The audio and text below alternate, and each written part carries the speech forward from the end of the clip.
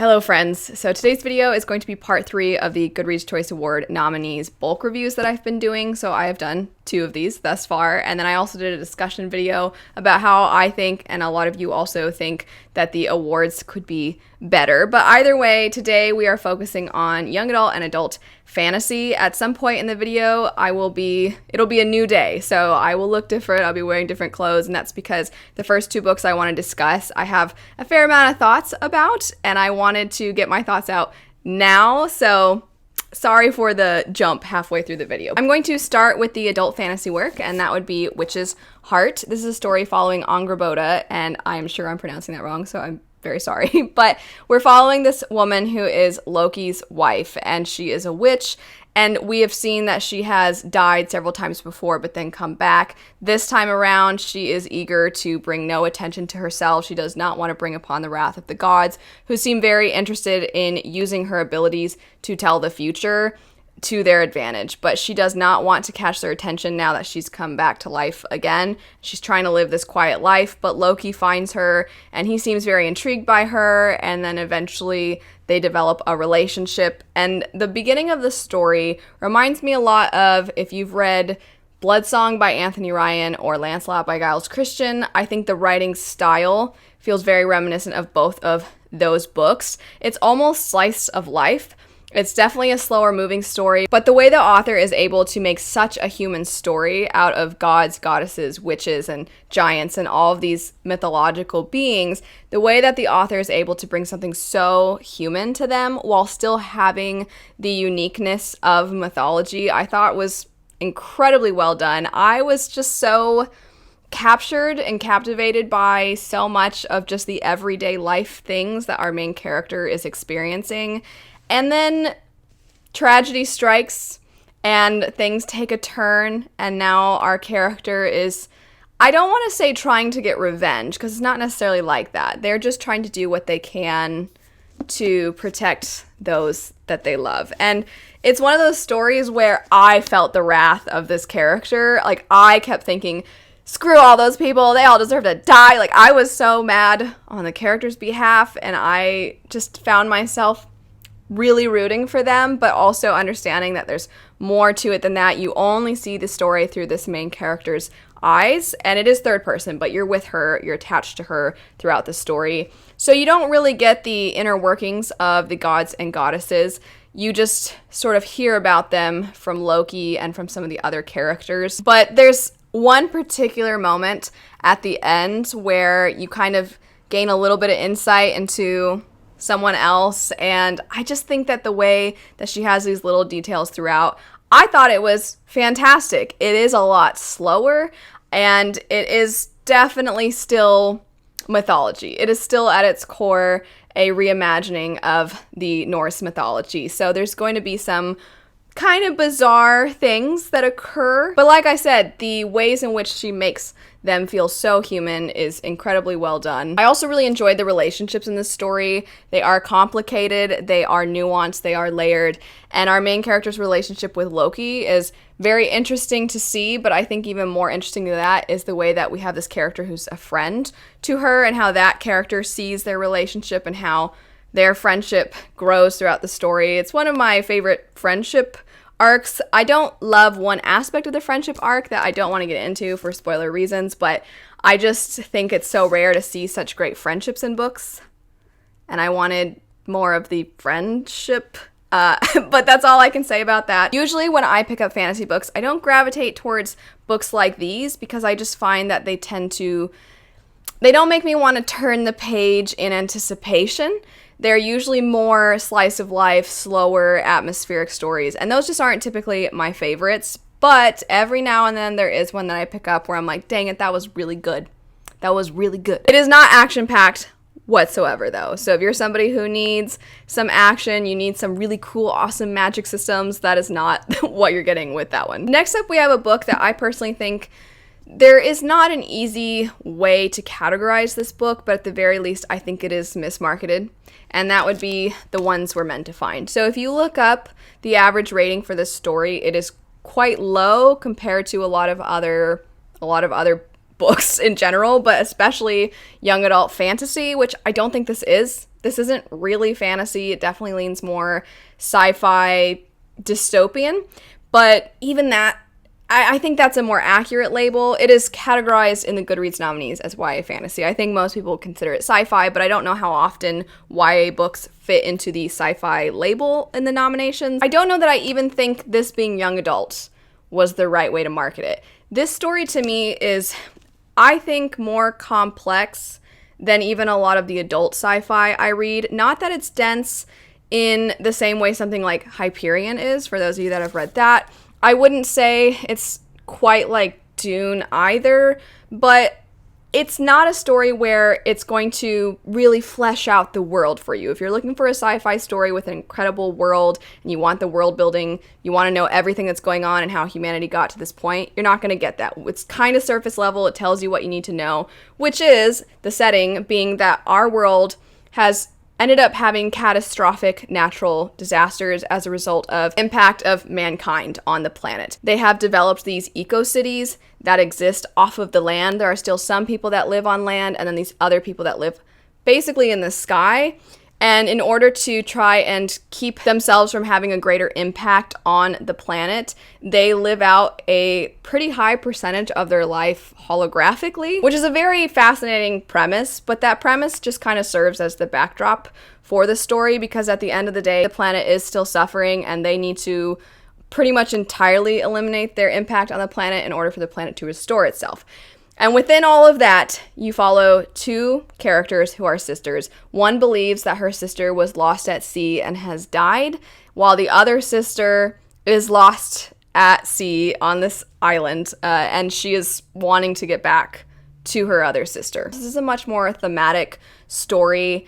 And again, I just don't feel like young adult, even if we called it young adult sci-fi or young adult dystopian, I just don't feel like that's really where this belongs. And looking at the reviews, it seems like a lot of the expectations that we typically have of our young adult books, it seems like a lot of people were frustrated because that's not what you get with this. When I finished this, I think I can kind of honestly say I didn't enjoy it, but I don't know that it's even a work to be enjoyed. Maybe a better way to put it is that I don't think this is a story that is meant to necessarily be entertaining. And I definitely didn't come away entertained. I don't know how too many people could come away from this being like, oh wow, that was so cool and amazing and fun. It's not.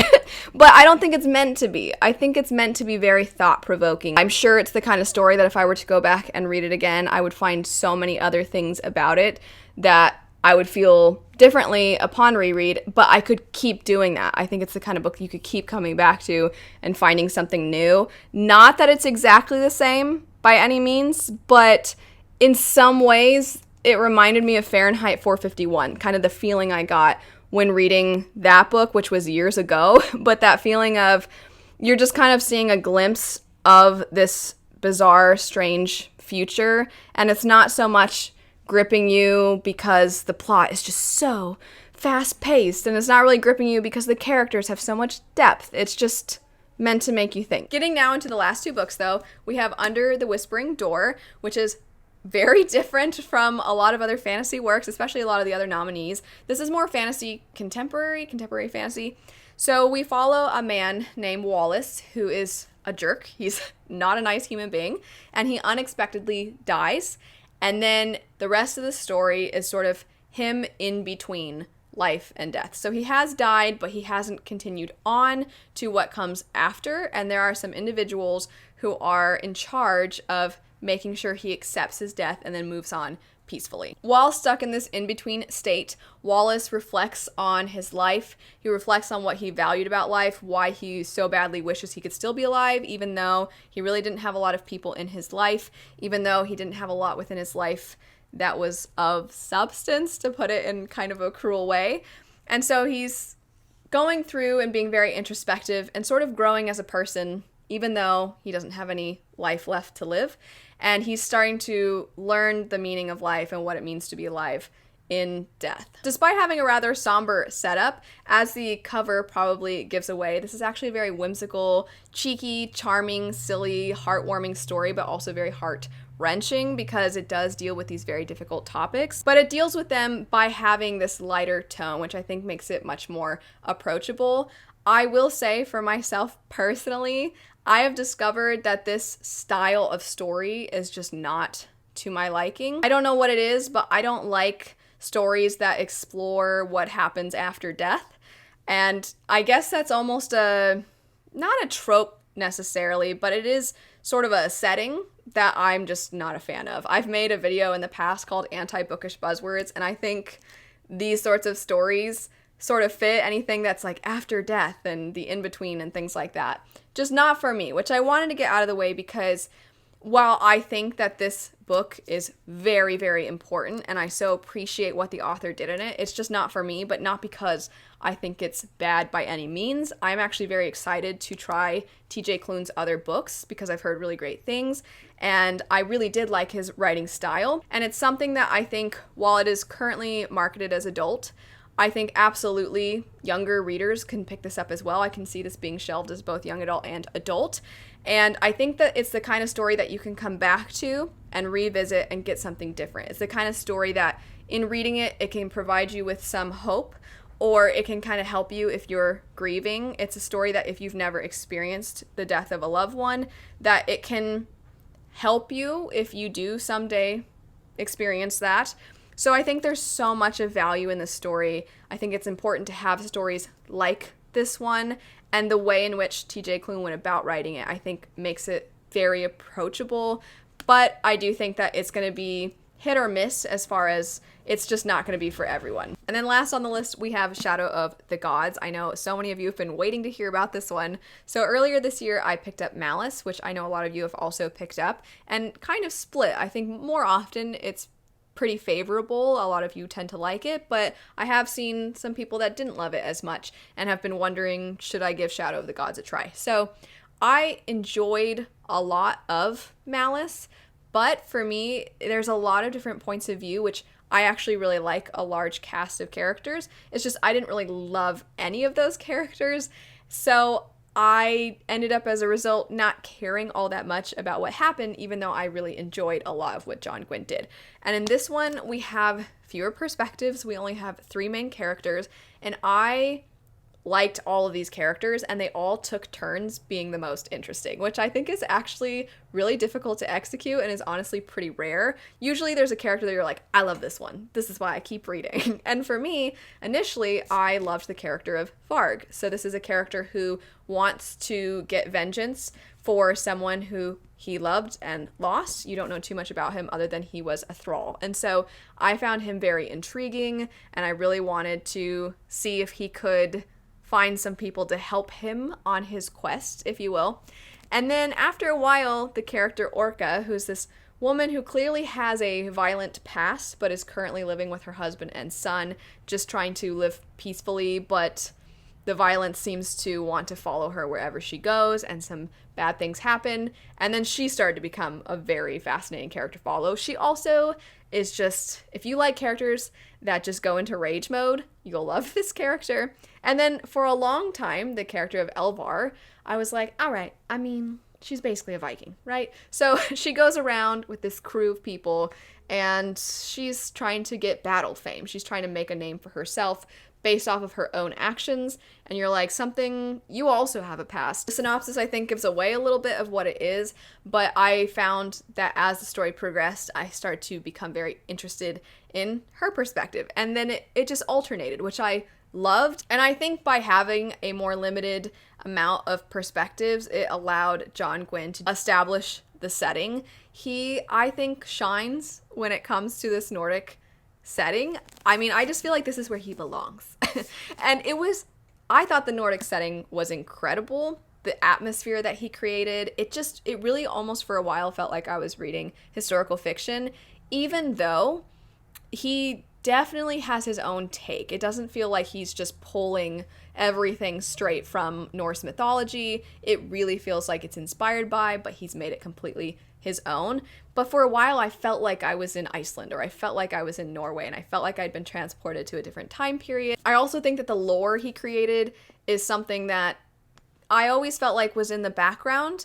And for a while, we were just kind of focused on slowly getting to know these characters, but we would get these hints dropped along the way of this lore. And then as the story progressed, the lore started to become a lot more prevalent, which was really exciting. And I kept being like, are we going to see a massive dragon? Because I've got a massive dragon on the cover. I need to know, and I can't tell you.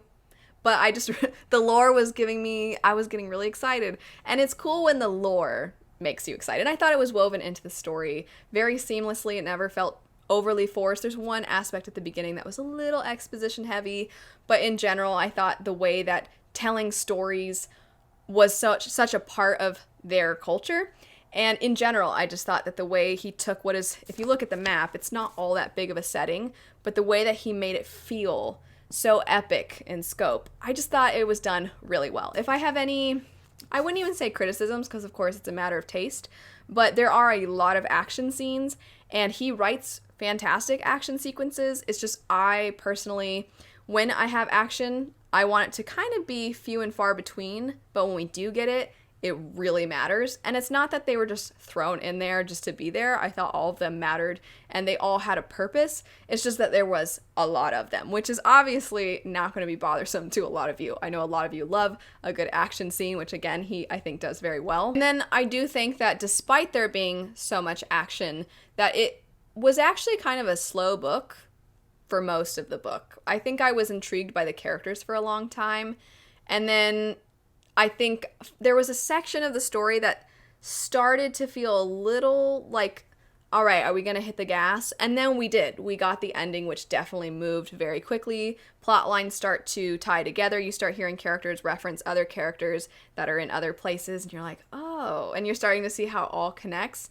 And then the ending is just a huge bang, which was really exciting. There was some reveals at the end, and there was one part, which I can't give away anything, but there was one part that if you've read it, you'll know what I'm talking about, where there's this action fight scene, and I'm like, I'm pretty sure I know how this goes. And then it didn't go the way I thought, and I was like, oh, that's surprising. And then the next page, something happens, and I was like, oh snap, okay, all right, you got me. I was not expecting that, and it was, I just sat there like, really? I was really impressed. So I really, really enjoyed this. Like I said, it is slower moving, and I can see people maybe getting a little bored with it.